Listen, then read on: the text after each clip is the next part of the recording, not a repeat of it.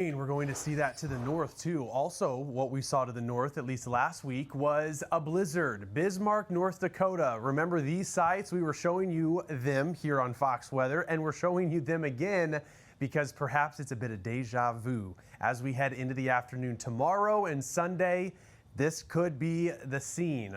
Those sites, man, in April, don't see that all the time, but we do see that sometimes. And what we're tracking this afternoon, blizzard warnings now in effect.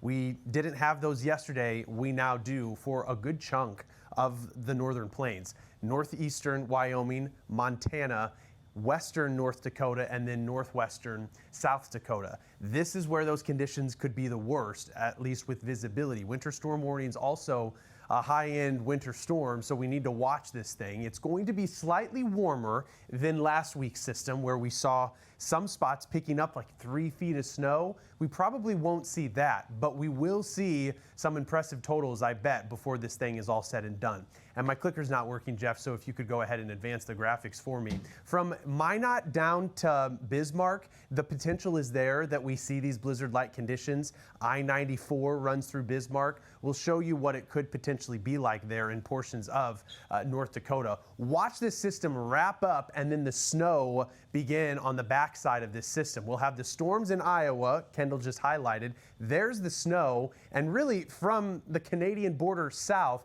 there's going to be a zone here that could potentially pick up nearly a foot of snow before it all wraps up. It's going to be breezy too, because what we're watching here with the snow and the wind gusts with blizzard-like conditions, you have to have wind gusts of at least 35 miles per hour for 3 hours. We see that snow happening late Saturday into the day on Saturday. That continues, but then by about 1 o'clock or so in the afternoon, that's when we start to see those wind gusts picking up. And then also the visibility by about 6 or 7 o'clock. There's the visibility that begins to get reduced to at least a mile, if not worse. For those visibilities to reach blizzard criteria, it has to be about a quarter of a mile or so. And that could happen late Saturday into Sunday. All three of those boxes, you could say, are checked. And yes, it's also going to be cold because those winds are going to make it feel like it's at least 20 degrees, if not colder. And that continues even into the day on Sunday. So that would qualify as potentially a blizzard,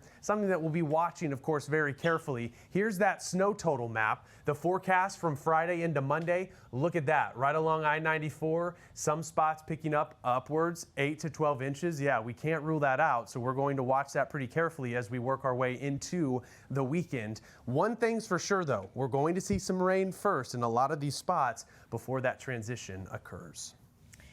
I'm Amy Freeze. Welcome to Fox Weather's YouTube page. We have more great videos on the way, so make sure to subscribe to stay updated on all things weather.